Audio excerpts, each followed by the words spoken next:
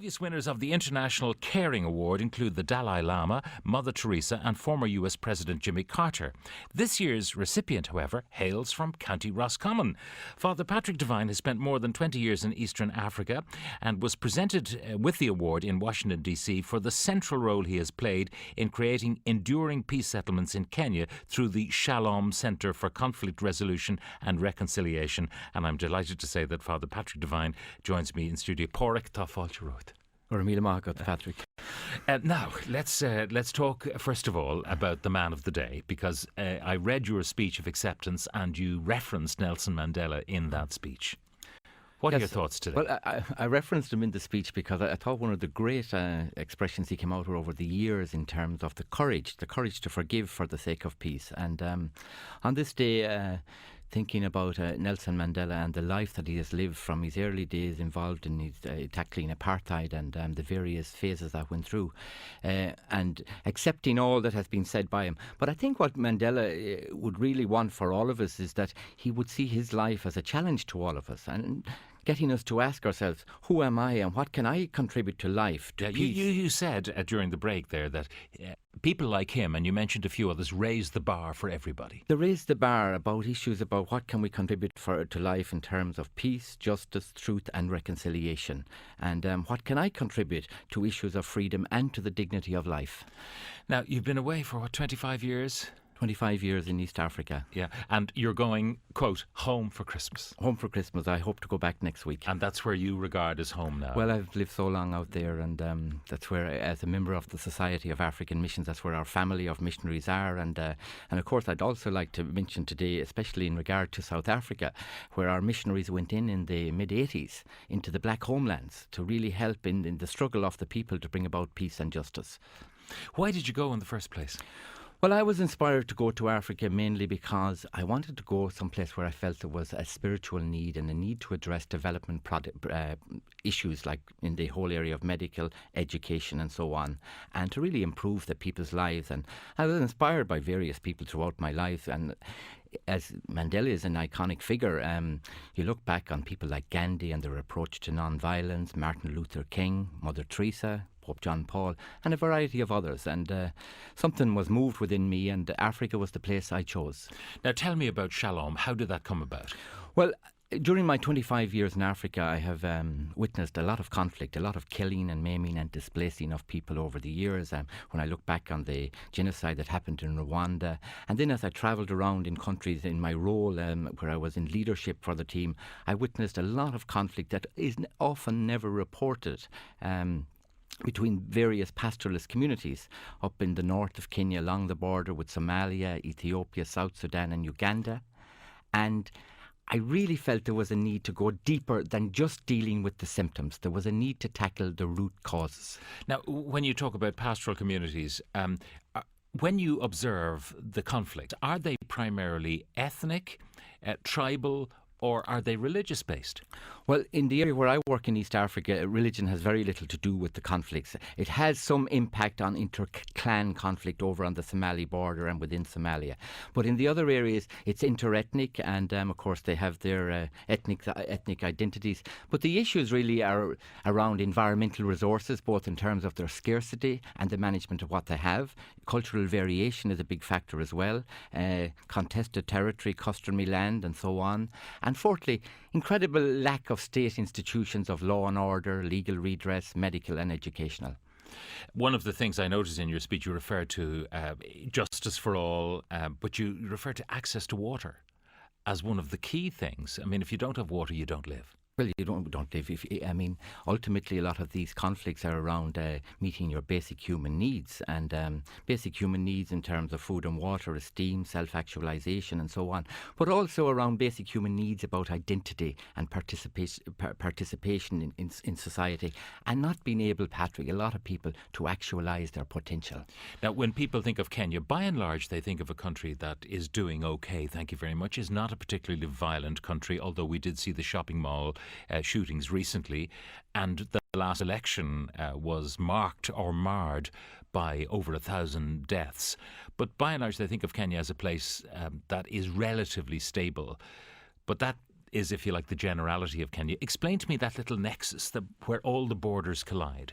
Well, it's a semi-arid environment. It's extremely poor, semi-desert, and so along that border, there are no roads, generally no roads at all, no electricity, no water. It's an extremely volatile environment. People have to rely on themselves for security. It's an environment where you have 1.6 AK-47s per family. And just to add on that they don't have them necessarily out of aggressivity, but out of the need to protect themselves.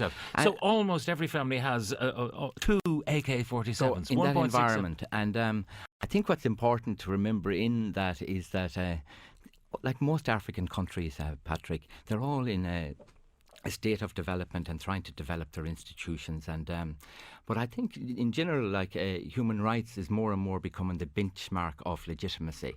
And the Irish, of course, have contributed a huge amount to Africa. What's your reflection on the fact that much of Africa is delineated by post-colonial borders? I mean, that they decide that this is Kenya because the British ran Kenya, and this is Mozambique, and this is Angola, and so on, because of the colonial powers who occupied it. Do those borders make sense to you? Well, I mean, this issue has been, if you look back on the history of the African Union, they have looked at the issue. The borders are a problem, but they have considered this issue and said now to start changing them. And secession we and are so where on. we are. We are where we are, and it's going to cause a lot of even more problems. That's how they see it going forward.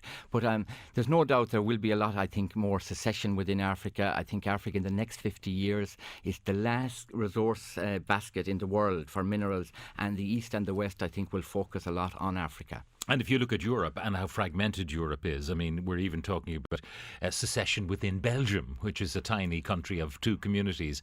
If you look at Yugoslavia and what happened to former Yugoslavia, it broke up into so many little parts.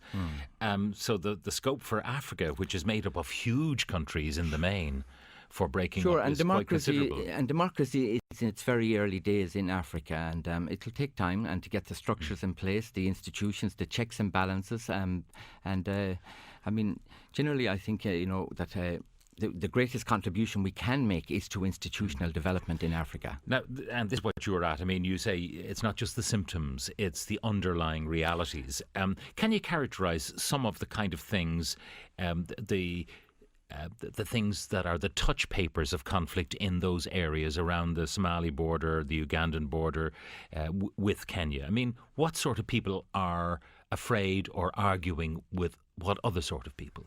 Well, I mean, first of all, we have to identify that we're dealing with leaders in all communities. Yes. And part of our work was to insert ourselves into those communities, Patrick, and to begin to train them with the analytical skills on what's causing conflict and the peace-building techniques, because we believe the solution ultimately has to come from the bottom up. You can't impose peace just from the top down. And it's to train them. So first of all, that is critical, to help them with the analytical skills, whether it be about environmental resources, state neglect or whatever. Secondly is to research the conflict, because there's so much speculation and conjecture about the causes of these conflicts, which is no help really to policy formulation. To research it with the people themselves and then validate it, and do all that before you bring them together. Are you often surprised by what is really the problem? Absolutely. And I mean, that's why the research has to be done to the highest academic standards, that you cannot be doing some pseudo research. It has to be really done very well.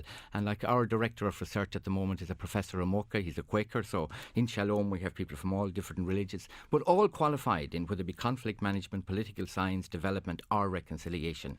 And critical to the whole process going forward then, I believe, is the development of interethnic education.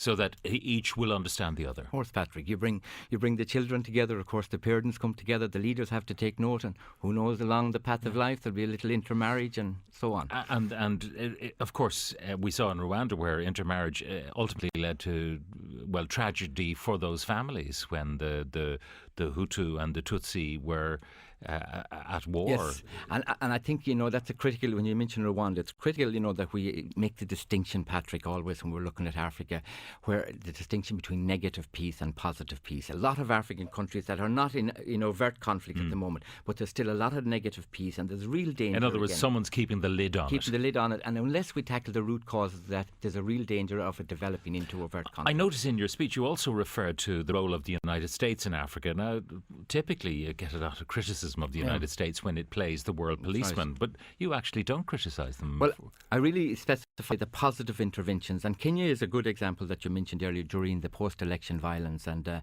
America did intervene before it went out of hand, and Kofi Annan arrived in Kenya with the backing of the USA. So that's a positive intervention. Sometimes interventions go wrong. I mean, the lack of intervention in Rwanda back in '94, that was a real failure in a sense, not just of America but of the West. And I mean, Clinton himself and even Kofi Annan apologised for that. And the UN on the ground were saying, please let us act, let us intervene, and they were told no. So it was a very difficult situation. So like the problem with America, or for America I should say, is they're damned if they do and they're damned if they don't, because of being the superpower they are.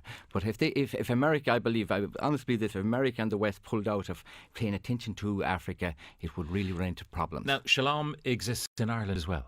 So we've set up Shalom as a feeder into Africa, Patrick, and a group of laity here have registered in Ireland, and they want to feed into the research, the training, education programmes, and they're very interested. We have a solar energy programme because there's no electricity, and we bring the solar into the schools in the conflict environments. Now, the difference that brings is that no longer are children just sitting beside the grass hut and only using the firelight to read and write in the evening. They're back in the schools in the evening. So we're using every means. So we have theory and practice, and we see education is critical going forward. Now, when you heard you got the award, what was your reaction? As I say, following the footsteps of Mother Teresa and the Dalai Lama and Jimmy Carter. I mean, I've been asked that question many times, you know. So at the end of the day, the value of the award, Mother Teresa contributed during her life. The Dalai Lama's out there today. Everybody is doing their part. But for me, it was a sense, it gave recognition to the work and the approach and helped to amplify it and promote it. And I really believe that going forward, one of our greatest contributions to bringing about real transformation in Africa is to tackle the root causes of conflict and poverty. And you referenced a lot of the people who've helped you along the way, and some of whom have lost their lives. I've lost some great friends over the years, and just to remember today, like their families, I think of the family of John Hannon and Jerry Roach or two. John Hannon was an SMA, Jerry Roach was a Kiltegan priest, but people that gave so much to development and peace. Now, you're going home for Christmas. How will you spend Christmas? Well, I'm looking forward to getting back with the team and see what are the plans we have for the year ahead, and we meet and to plan further insertions. What will Christmas Day be like? Oh, well, then we'll be helping down in some of the parishes in Nairobi. We might be down in the slums in Kibera, some place where there's great need, and where we're involved with the people, because not all conflict is up in the remote areas. We're also involved in the slum areas because a lot of tension's always there.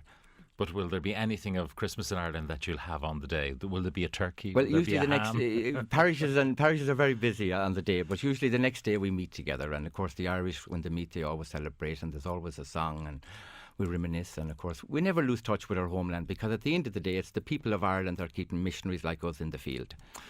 Well, Father Patrick Devine, Porrick, thank you very much for coming in. You want to say something to me? Yeah, and just to say that anybody who'd like to or interested in contact us in terms of interest in coming to Africa or financed, because we really need your support on this.